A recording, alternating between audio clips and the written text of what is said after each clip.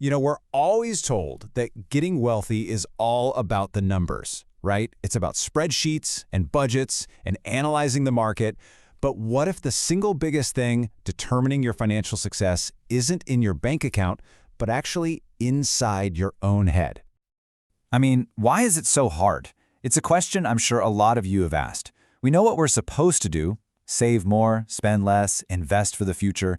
The ideas themselves are pretty simple, but actually doing it day in and day out, that can feel like a constant uphill battle. And it turns out the answer has way less to do with math and a lot more to do with our own psychology. So, get this. According to personal finance coach Dave Ramsey, success with money is 80% behavior. Only 20% is head knowledge. Just let that sink in for a second. That means the vast majority of this game isn't about knowing complex financial theories. It's about your habits, your discipline, and your mindset. And that right there is the big paradox of personal finance. It's actually a lot like physical health. We all know the simple formula, right? Eat well, exercise, try to get some sleep. And yet, so many of us struggle. Well, the principles of financial health are just as simple: spend less than you earn. But it's our own brains that so often get in the way. Okay, so to figure out why we keep tripping ourselves up, we need to first take a look at the invisible scripts that are running in our minds. These are subconscious beliefs that control our financial decisions, and we don't even realize it's happening. And that brings us to this key idea called a money script. Think of it as your internal monologue about wealth and poverty and spending and saving. It gets programmed into us from a really young age by our family, our culture, our experiences, and the crazy thing is it runs on complete autopilot. For a perfect example, just think of Ebenezer Scrooge and Bob Cratchit from A Christmas Carol. Scrooge is super rich, but he hoards every penny because he's terrified of losing it. Cratchit, on the other hand, is poor and is constantly afraid of financial struggle. Now, on the surface, they look like total opposites, right? But psychologically, they're both trapped in a scarcity mindset, completely driven by fear. It just goes to show you that your money script isn't about how much you have, it's about how you think about what you have. And these scripts, man, they can have absolutely devastating consequences in the real world. Take the story of David Lee Edwards. This guy won a $27 million lottery jackpot. But his money script was a recipe for disaster. He just burned through millions on mansions, private jets, you name it. And within 5 years, he was completely broke. His story is just this tragic reminder that you can win the money game, but it means absolutely nothing if your internal script is set to self-destruct. So, if our brains are basically hardwired to be irrational with money, what does that mean for all the old-school rules of finance? Well, in this next section, we're going to challenge that old, purely mathematical way of thinking. For decades, the world of finance has been ruled by ideas like modern portfolio theory, or MPT.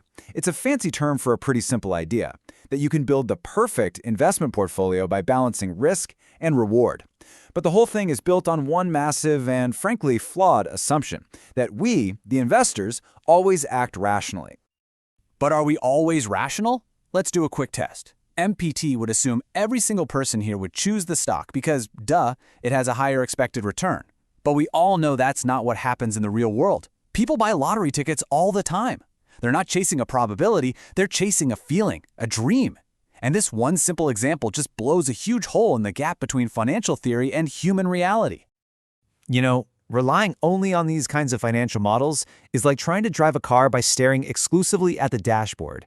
I mean, sure, the dashboard gives you critical data, your speed, how much fuel you have, but if you're not looking out the windshield at the road, you're going to crash. You have to pay attention to real-world conditions. And in finance, that means paying attention to human psychology. Okay, so we've established that our brains can be our own worst enemy, and that the old models don't really get it. So what can we actually do about it, right? Let's dig into some practical frameworks we can use to start rewiring our financial behavior. Let's check out this really simple but super powerful strategy from Timothy McCarthy. It's called the 3 pockets approach. The whole idea is to stop seeing your money as just one big, stressful pile. Instead, you mentally divide it into 3 distinct pockets, and each one has its own crystal clear purpose. So here's how it works. First, you've got the savings pocket. This is your safety net, your financial fire extinguisher. It's supposed to be boring, safe, and you need to be able to get to it quickly in an emergency. Then you have the investing pocket. This is for your long-term goals, like retirement. This is where you put your money to work and let compounding do its thing. And finally, the discretionary pocket. This is your play money. Want to buy that lottery ticket or take a flyer on a risky startup? Use money from this pocket. This structure gives you permission to be both responsible and a little reckless, which helps manage both your risk and your emotions. And this really shows why that middle pocket, the investing pocket, is so crucial. When researchers actually asked investors what their primary goals were, the words that popped up the most were things like value, growth, and portfolio. This framework lines up perfectly with what people actually want from their investments: long-term, stable growth for the future. By using a simple system like the 3 pockets, you're creating mental breathing room. You're no longer operating from a place of constant fear. This is what helps you shift your money script. You start moving from that scarcity mindset that whispers, "I can't afford that," to an abundance mindset that asks, "Okay, how can I afford that?" And money stops being this source of stress and starts becoming a tool for building the life you actually want. All right, for our last section, let's talk about one of the most misunderstood concepts in all of finance: risk. It turns out this isn't just about numbers on a page. It is deeply, deeply personal.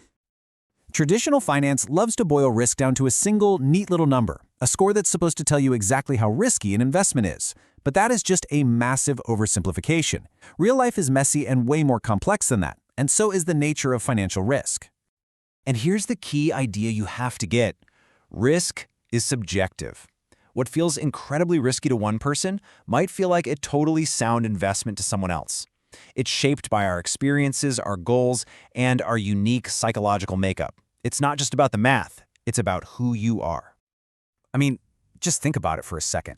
Your age, whether you have kids, your job stability, maybe you saw your parents lose a bunch of money in a recession, all of these things come together to create your unique risk profile. And that is precisely why a one-size-fits-all approach to financial advice so often falls flat. So, if risk isn't just a number, and wealth isn't just about knowledge, then your financial life is really a story. It's a narrative, one that's shaped by your beliefs, your behaviors, and your unique perspective on the world. And so the most important question you can ask yourself is this: what story is your money telling about you?